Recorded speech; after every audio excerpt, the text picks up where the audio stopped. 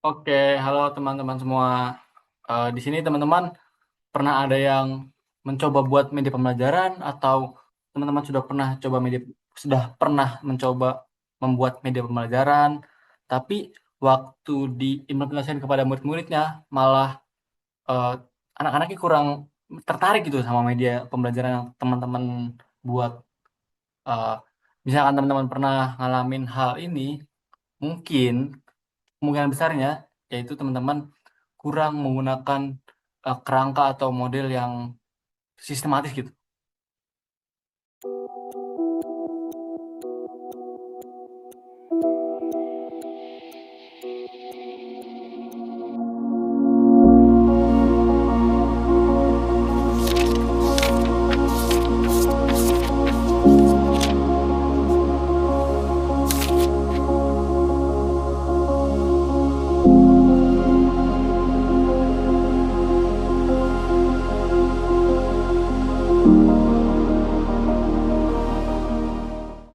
Nah, eh, banyak nih teman-teman guru, instruktur, desainer kurikulum yang profesional masih membuat media pembelajaran dan lain-lain itu pakai sistem trial and error gitu teman-teman. Kenapa kalau kalau pakai trial and error Bang? Kalau pakai TN, TNA, TNA ini nih buang-buang waktu gitu teman-teman dan buang-buang tenaga juga.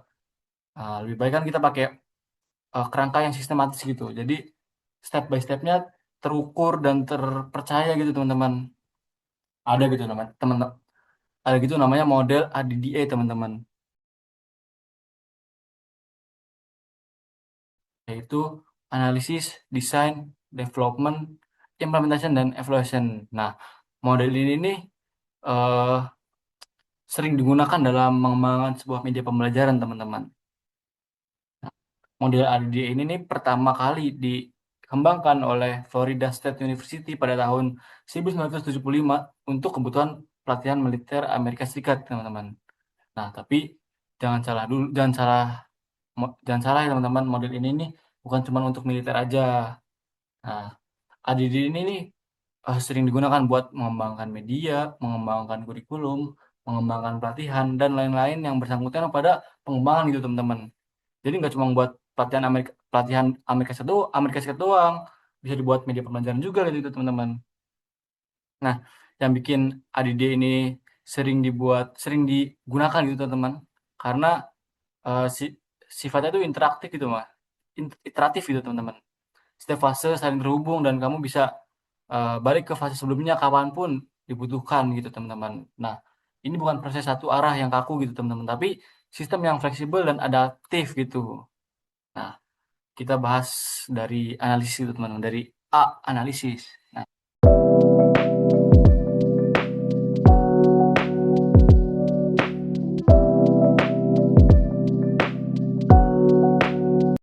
di tahap analisis ini adalah landasan atau fondasi dalam mengembangkan sebuah media teman-teman. Karena di sini teman-teman menganalisis apa aja sih yang perlu dianalisis dari media tersebut gitu. Karena media tersebut digunakan untuk nanti di pembelajaran yang mana siswa yang bakal menerimanya gitu. Jadi teman-teman perlu menganalisis siswa tersebut gitu. Misalkan contoh teman-teman membuat media pembelajaran video interaktif untuk anak SD gitu. Anak SD kelas berapa dulu sih yang mau di teman-teman buatin? Contoh anak kelas 4 SD. Oh, kalau anak kelas 4 SD ini sukanya yang lagu-lagunya yang ngejreng atau suka warna-warna yang eh, warna-warna yang cerah gitu kayak merah, oranye, kuning gitu dan suara-suara yang sering mereka dengar gitu di media sosial. Nah, itu buat mereka tertarik. Terus ada masalah kesenjangan dalam belajar dan yang pengen kamu atasi gitu. Mungkin waktu sebelum landasan teman-teman membuat media ini karena waktu itu gurunya menggunakan pembelajaran konvensional, jadi siswa tersebut jadi kayak kurang menarik dalam belajar gitu. Jadi cepat bosen, cepat ngantuk dan lain-lain. Nah, makanya dibutuhkan media pembelajaran untuk memotivasi siswa untuk belajar gitu, teman-teman. Nah, yang ketiga itu ada tujuan apa sih yang ingin kamu capai untuk membuat media ini gitu loh. Seperti tadi untuk meningkatkan motivasi siswa tersebut dan lain-lain. Lalu ada tahap yang kedua, yaitu ada desain, teman-teman.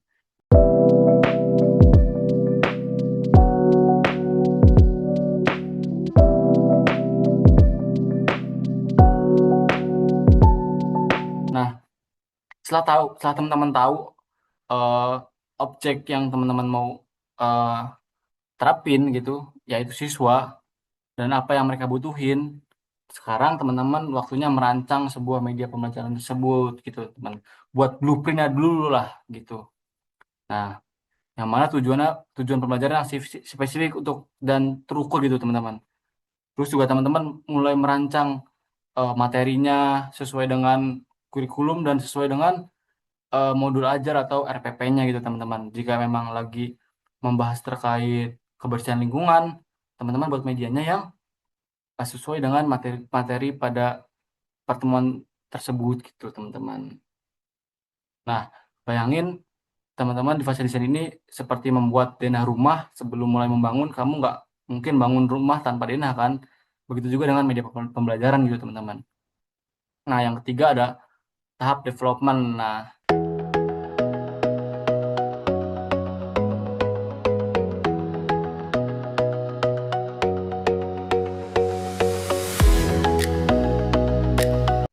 ini adalah fase yang paling kelihatan gitu bentuk jadinya media tersebut gitu.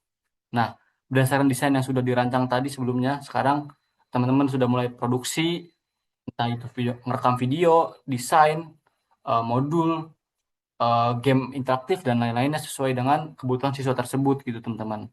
Nah, yang terpenting di fase ini jangan skip untuk um, implementasi sedikit gitu.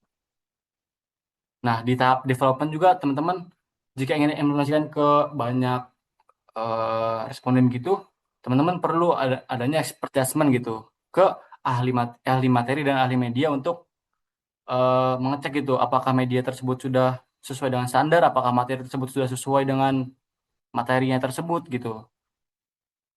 Gitu, teman-teman. Lalu yang keempat ada implementation.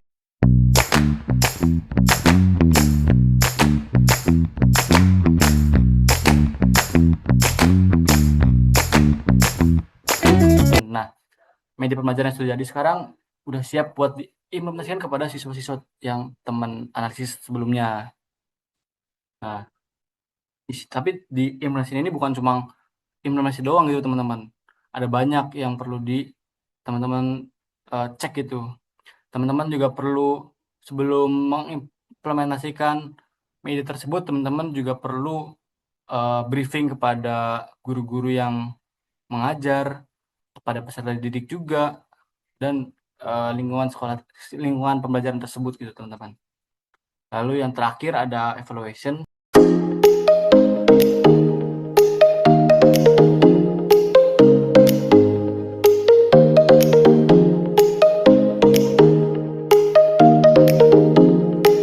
Dan di fase ini yang paling sering dilewatin oleh oleh pengembang itu. Nah, padahal di evaluasi ini menentukan apakah media pelajaran tersebut efektif atau enggak sih diimplementasikan kepada siswa. Nah, jadi di uh, RID ini ada dua jenis evaluasi gitu, teman-teman. Ada formatif dan sumatif. Kalau formatif ini evaluasi yang dilakukan sepanjang proses mulai dari fase analisis sampai ke implementation. Tujuannya untuk perbaikan dan keberlanjutan dari media tersebut gitu. Nah, kalau sumatif evaluasi menyeluruh dari analisis sampai implementasi selesai. Nah, apakah tujuan pembelajarannya tercapai atau enggak? Apakah peserta didiknya puas dengan media pembelajaran yang sudah dibuat? Apa apa pembelajarannya media pembelajarannya perlu diperbaiki nih karena ada yang kurang gitu. Nah, di tahap ini nih eh, menentukan gitu media pembelajarannya mau dilanjutkan, disudahi atau diperbaiki gitu, teman-teman. Begitu model ADDE. Nah, mungkin teman-teman sudah sedikit paham atau sudah mulai memahami gitu model ADDIA itu seperti apa dan eh, komponen-komponennya itu apa aja sih, begitu. Mungkin dari aku cukup terkait model pengembangan ADDIA, teman-teman, untuk media pembelajaran. Kalau teman-teman suka bisa like dan komen mau kita bahas apa lagi. Thank you, teman-teman. Bye-bye.